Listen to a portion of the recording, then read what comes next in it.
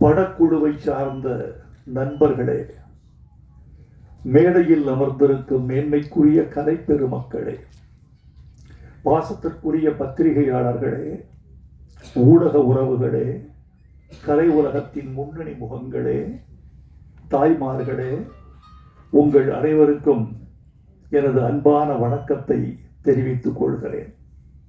நான் 6 நிமிடங்கள் தான் பேசினேன் என்று சொல்லிவிட்டு போய்விட்டார். உள்ளே சென்று நேர்முக உதவியாளரை அழைத்து கேட்டார், 3 நிமிடம் தானே நீ எழுதித்தர வேண்டும், 6 நிமிடங்கள் ஏன் எழுதி தந்தாய்? அதற்கு உதவியாளர் சொன்னார், ஐயா மன்னிக்க வேண்டும், நான் 3 நிமிடங்களின் உரையை 1+1 வைத்திருந்தேன், நீங்கள் அதை 2 முறை வாசித்து விட்டீர்கள், என்னை மன்னிக்க வேண்டும் என்றார். எழுதி தருகிறவர்கள் சரியாக இருந்தால்தான் கடமை சரியாக நடக்கும் என்பதற்கு இன்றைய நிகழ்ச்சியும் உதாரணம்.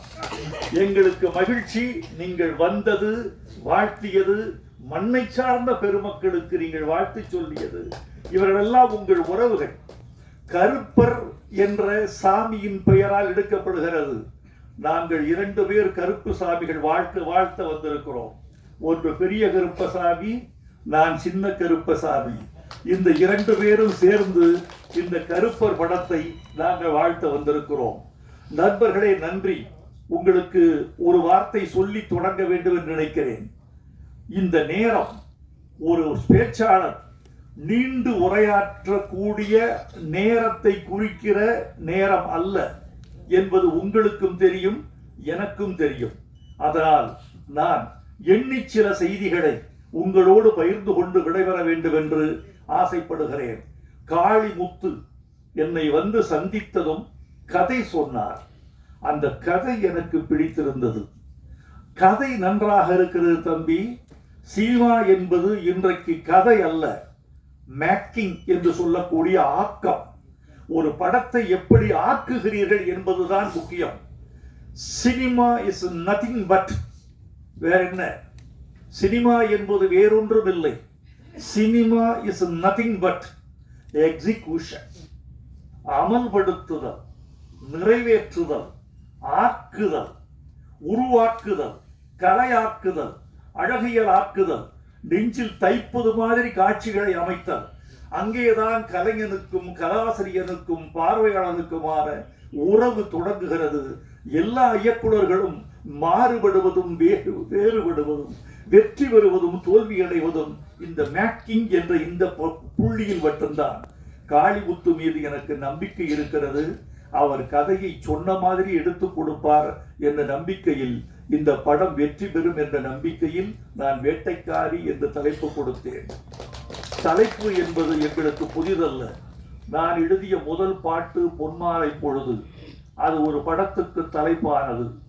புதுக்கவிதைக்கு நான் எழுதிய ஒரு பாட்டு வெள்ளை புறா ஒன்று, அது ஒரு பாட்டுக்கு தலைப்பானது. என் பல்லவி பூவே பூச்சூடவா, அது அந்த படத்துக்கு தலைப்பானது. இப்போதுதான் தெரிந்து கொண்டேன், திருப்பாச்சி என்பது கூட என் பாட்டுக்குள்ளிருந்து வந்த தலைப்பு. இப்படி எத்தனை பேர் ரகசியமாக என்னை பயன்படுத்தி இருக்கிறார்கள் என்பதை நான் அறிய மாட்டேன். நீதானே எந்தன் பொன் வசந்தம் என் பாட்டு தலைப்பு, விண்ணை தாண்டி வருவாயா என்பது என் பாட்டு தலைப்பு. இவர்கள் யாரும் தோழர்களே வைரமுத்துவை வந்து பார்த்தோ தொலைபேசியில் கேட்டோ இந்த தலைப்பை பயன்படுத்தியதில்லை. அத்தனை பேரும் வைரமுத்து நமக்கானவன், தமிழ் நமக்கானது, ஏன் கேட்க வேண்டும் என்ற உரிமையில் எடுத்துக் கொள்கிறார்கள். நானும் கேட்பதில்லை. நீங்கள் கேட்பதில்லையா என்று சில பேர் கேட்டார்கள். நான் ஜெயகாந்தன் பதிலை சொன்னேன். ஜெயகாந்தன் சொன்னார், புதிய வார்ப்புகள் என்பது உங்கள் படைப்பல்லவா, உங்கள் சிறுகதை தொகுதி அல்லவா? அதை பாரதி ராஜா உங்களை கேட்டு எடுத்தாரா, கேட்காமல் எடுத்தாரா என்று கேட்டார். கேட்கவில்லை என்று சொன்னார். நீங்கள் கேட்க கூடாதா? ஜெயகாந்தன் சொன்ன பதிலைத்தான் நான் உங்களுக்கு சொல்லிக் கொள்ள வேண்டும் என்று ஆசைப்படுகிறேன். ஏன் கேட்க வேண்டும்? இல்லாதவர்கள் எடுத்துக் கொள்கிறார்கள். இது ஜெயகாந்தன் சொன்ன பதில். அதைத்தான் நானும் சொல்கிறேன். எப்படியோ நல்ல வழியில் தமிழ் கொழிக்க வேண்டும். தலைப்பு வைத்தால் படம் ஓடாது என்று நீங்கள் கருதினால் அதற்கும் சான்று தந்தால் ஏற்றுக்கொள்கிறேன். உங்களை ஒன்று கேட்கிறேன், ஒரு நல்ல தமிழ் ஏன் ஆந்திராவில் செல்லுபடியாக கூடாது? கன்னடத்தில் ஏன் செல்லுபடியாக கூடாது? ஒரு இந்தி தமிழ்நாட்டில் செல்லுபடியாகிற போது ஒரு தமிழ் அறியாத மாநிலங்களில் ஏன் செல்லுபடியாக கூடாது? நீங்கள் அப்படித்தானே தமிழை செல்லுபடி ஆக்க வேண்டும், அப்படித்தானே ஆக்க முடியும். அதனால் உங்களை அன்போடு கேட்டுக்கொள்கிறேன். வேட்டைக்காரி என்ற தலைப்பை அவர் ஏற்றுக்கொண்டதற்காக காளிமுத்துவுக்கு நான் என்னுடைய அன்பை, நன்றியை தெரிவித்துக் கொள்கிறேன். நீங்கள் கருதலாம், காளிமுத்து என்ற இந்த கிராமத்தான் என்னிடம் வந்ததும் முகத்தை பார்த்து, நிறத்தை பார்த்து, அவர் உடல் மொழியை பார்த்து, அவர் ஆடை அணிந்திருக்கிற அந்த அசுரத்தையை பார்த்து இவரை ஏற்றுக்கொள்ளலாமா வேண்டாமா என்று நான் கருதவில்லை. இவனைத்தான் ஏற்றுக்கொண்டு ஆதரிக்க வேண்டும் என்று நினைத்தேன். இவன் நம்மவன், நம் மன்னவன், என்னுடைய உறவினன். உறவினன் என்றால் ஜாதிகிரி எனக்கு தெரியாது, யாரையும் நான் கேட்கறது இல்லை. தமிழன், பச்சை தமிழன், நிறத்தால் கருப்பு தமிழன், இவனை ஆதரிக்க வேண்டும் என்று நான் கருதினேன். யாருக்கு என்ன குணம் என்று தெரியாது. நிராகரிக்கப்பட்டவர்கள் எல்லாம் எந்தெந்த உயரத்தில் இருந்தார்கள் என்பது உங்களுக்கு தெரியாது. ஒரு நடிகர் தான் நடித்த இயக்குனரிடம் சென்று கெஞ்சுகிறார். அந்த இயக்குனரை பார்த்து கெஞ்சுகிறார், இதுதான் என்னுடைய முதல் படம், தயவு செய்து இயக்குனர் அவர்களே எனக்கு ஒரு க்ளோஸ்அப் போட முடியுமா படத்துல? ஒரு இயக்குனரை பார்த்து கெஞ்சுகிறார் ஒரு நடிகர், எனக்கு ஒரு க்ளோஸ்அப் போட முடியுமா? ஏன் மேம், உன் முகத்துக்கு க்ளோஸ்அப் கேட்குதா? உன் முகம் சரியில்லை, பல்லு வேற எத்திக்கிட்டு இருக்கு, க்ளோஸ்அப் போட்டா படத்துல ஒரு அருவருப்பு வரும், வேண்டாம் நான் பார்த்துக்கிறேன், நீ போ. அப்படி நிராகரித்த இயக்குனருக்கு பெயர் எல்லிஸ் ஆர் டங்கன். அப்படி நிராகரிக்கப்பட்ட நடிகர் மக்கள் திலகம் எம்ஜிஆர். எந்த முகம் நிராகரிக்கப்பட்டதோ அந்த முகத்தை நெஞ்சில் பச்சை குத்தி கொண்டு ரசிகர்கள் இருந்தார்கள் என்பதை உங்களுக்கு தெரியும். எனவே யாரை நிராகரிக்க வேண்டும் என்று நாம் நினைக்கிறோமோ அவர்களிடம் நான் சென்று அவர்கள் நிழலில் இழைப்பார வேண்டிய காலம் வந்தாலும் வரும். இன்னொரு நடிகர், இவரை இந்த படத்தை விட்டு தூக்கி விடுங்கள் என்கிறார்கள். ஏன்? இந்த ஆள் வசனம் பேசினால் மீன் வாயை திறப்பது போல இருக்கிறது, இப்படி சொல்லியிருக்காங்க. இவர் வாய் திறந்தால் மீன் வாய் திறப்பது போல இருக்கிறது, வாயை திறக்காமல் வசனம் பேச சொல்லுங்கள், அது எப்படிங்க முடியும்? இவரை நீக்கிவிட்டு இந்த பாத்திரத்திற்கு கே.ஆர். ராமசாமியை வந்து பிக்ஸ் பண்ண முடியுமா என்று கேட்டிருக்கிறார்கள். அப்படி கேட்கப்பட்டவர் நடிகர் திலகம் சிவாஜி கணேசன். படம் பராசக்தி. எந்த நடிகனை நீக்கிவிட்டு நீங்கள் வேறு ஆளை வைத்து படமிடுங்கள் என்று சொல்லப்பட்டதோ அந்த நடிகன் 50 ஆண்டு காலம் தமிழ் கலை உலகை சிம்மாசனமிட்டு ஆண்டு விட்டு போனான். யாரை யார் நிராகரிப்பது?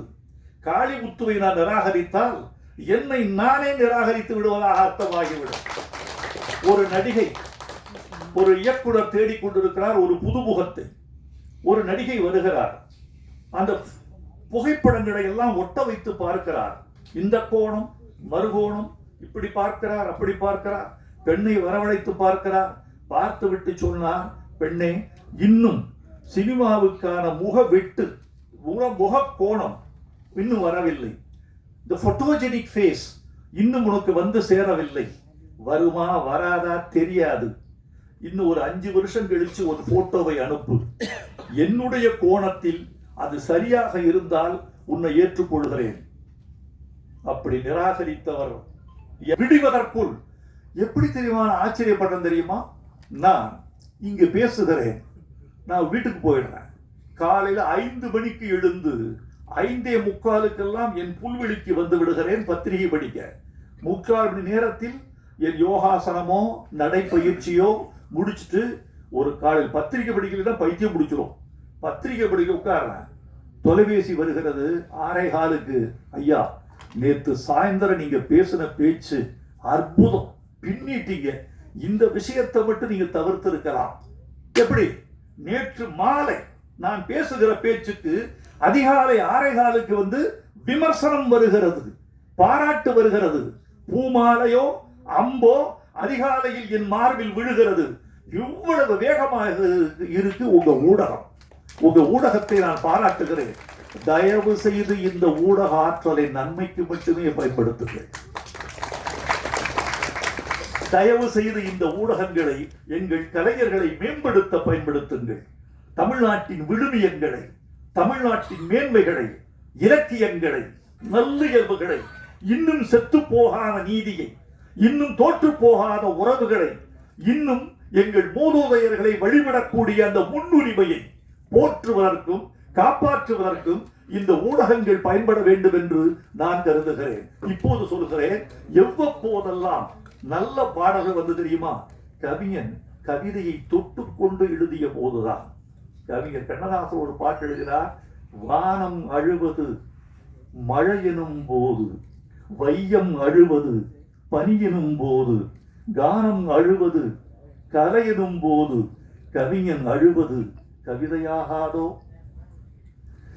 வானம் அழுவது மழை எனும் போது, வையம் அழுவது பனி எனும் போது, கானம் அழுவது கலை எனும் போது, கவிஞன் அழுவது கவிதையாகாதோ? இது ஒரு கவிதை, தூரத்தில் இருக்கு. இந்த கவிதையை எங்காவது ஒரு பாட்டுக்குள் வைக்க முடியுமா என்று கவிஞன் காத்திருக்கிறான். ஒரு நல்ல தங்க கட்டி கிடைத்தால் தன் மகளுக்கு எப்படியாவது அதை நகையாக்கி விட வேண்டும் என்று ஒரு தாய் துடிப்பது போல, ஒரு நல்ல கவிதை கையில் கிடைத்தால் அதை பாடலாக்கி விட வேண்டும் என்று ஒரு பாடலாசிரியன் துடிப்பான். அந்த துடிப்பு தான் கலை துடிப்பு. அதுதான் ஒரு மேன்மைக்கான ஒரு உத்தி. இவர் பாட்டார். கவலை இல்லாத மனிதன் ஒரு பாட்டு, சந்திரபாபுக்கு ஒரு பாட்டு, பிறக்கும் போதும் அழுகின்றான் பாட்டு. இந்த கவிதையை தூக்கி அங்க வச்சாரு. எப்படி வச்சாரு? இரவின் கண்ணீர் பனித்துளி என்பார், முகிலின் கண்ணீர் மழைத்துளி என்பார். இயற்கை அழுதால் உலகம் செழிக்கும், மனிதன் அழுதால் இயற்கை சிரிக்கும். அதை கொண்டு வந்து இங்க பந்தி போட்டார். இப்போது கவிதையின் அனுபவத்தை, கவிதையின் வீச்சை, கவிதையின் செழுமையை, அதன் பரவசத்தை, கவிதை என்ற உள்ளீட்டை கொண்டு வந்து பாடலுக்குள் அவர் பதியம் போட்ட பொழுது தமிழர்கள் கவிதையும் படித்தார்கள், பாடலும் கேட்டார்கள். இது ஒரு கவிஞர் இந்த மண்ணுக்கு செய்கிற மரியாதை, அவன் கொடுக்கிற சீதனம், அவருடைய கொடை என்று நீங்கள் கொண்டாட வேண்டும். நான் சிந்து பேரியில் ஒரு வரி எல்லாரும் பாராட்டினீங்க. என் விதி அப்போதே தெரிஞ்சிருந்தாலே கர்ப்பத்தில் நானே கரைஞ்சிருப்பேரே. இந்த வரி வந்து ஒரு மகள் பெறப்பட்டவுடன் குப்பை தொட்டியில் வீசப்பட்டாள். இல்லெஜிட்டிமேட் சைல்டு, முறையற்ற வழியில் பெறப்பட்ட குழந்தை. அவர் கூட்டி போயிட்டான். குழந்தை சாகல, வளருது. குழந்தை வளர்ந்து வளர்ந்து வளர்ந்து தாயை கண்டுபிடிக்குது. பிறந்து பாட்டில் வளர்ந்து பாட்டில் கழித்து பாட்டில் லயித்து பாட்டில் கரைந்து பாட்டிலேயே முடிந்து போகிற இனம் தமிழ் இனம். பாட்டை வந்து நீங்க படத்தை விட்டு தூக்கி விடாதீர்கள். ஸ்கிரீன் பிளே எழுதும் போது நான் கேட்கிறேன், இயக்குநர்களை கேட்கிறேன், பாட்டுக்கு ஸ்கிரீன் பிளே பண்ணிருக்கீங்களா? என்ன சார் சொல்றீங்க? பாட்டுக்கு ஸ்கிரீன் பிளேயா? அதுதான் முக்கியம். உங்க படத்தில் பாட்டு நிக்கணும்னா பாட்டுக்கு ஒரு ஸ்கிரீன் பிளே வேணும். உங்க படத்துல எத்தனை பாட்டுன்னு கேட்டா திகைக்கிறார்கள். என்னென்ன பாட்டு? ஒரு 3 பாட்டு 4 பாட்டு வச்சுக்கலாம் சார்.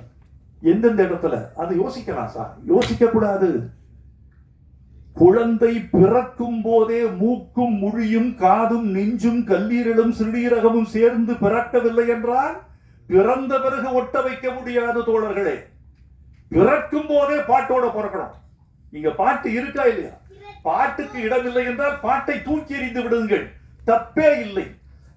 என் கதைக்கு, என்னுடைய சினிமாவுக்கு பாட்டு என்பது தேவையில்லை. பாட்டு என்பது ஆறாம் விரல், இடைஞ்சல் தேவையில்லை என்று நீங்கள் தூக்கி எறிந்து விட்டால் ஒரு கவலை இல்லை. அந்த நாள் இந்த பாட்டு வேண்டி இருந்ததா? ஒரு பாடலாசிரியன், நான் பாட்டு பரபரப்பா எழுதி கொண்டிருக்கிற போது பாலச்சந்திரனை அழைத்தா, ஒரு படம் நீங்கள் செய்து தர வேண்டும். என்ன சார், எத்தனை பாட்டு? பாட்டே இல்லை. அப்படியா? அவர் என்ன ஏன் கூப்பிட்டீங்க? வசனம் தான் இதுல பாட்டு மாதிரி இருக்கணும், இந்த படத்துக்கு வசனம் எழுதி கொடுங்க. என்ன படம் சார்? வண்ண கனவுகள், கார்த்திக். அடி ஒழுக்குகள் என்று MT வாசுதேவநாயர் மலையாளத்தில் எழுதி கொடுத்து மம்புட்டி கதாநாயகனாக நடித்த படத்தை தமிழில் கவிதாலயா வண்ண கனவுகள் என்று எடுத்தது. பாடல்கள் வைரமுத்து அல்ல, வசனம் வைரமுத்து. 100 நாள் படம் கொடுத்து பாடலின் வேலையை வசனம் செய்வதாக நான் கற்பித்துக் கொண்டு எழுதினேன். நிறைவில்லை, ஆனாலும் கூட கற்பித்துக் கொண்டு எழுதினேன். படத்துக்கு தேவை எழுதிடலாம், ஆனா படம் பிறக்கிற போது, கதை பிறக்கிற போதே நீங்க ஸ்கிரீன் பிளே எழுதிடணும். காளிமுத்துக்கிட்ட எனக்கு பிடிச்சது, இது காட்டுக்குள்ள ஒரு பாட்டு. என்ன பாட்டு சார்? காட்டை நேசித்து காட்டை போற்றி ஒரு பாட்டு. ஏன்? காடுதான் இந்த களத்தின், இந்த கதையின் களம். காடுதான் இந்த படத்தினுடைய உட்கட்டமைப்பு.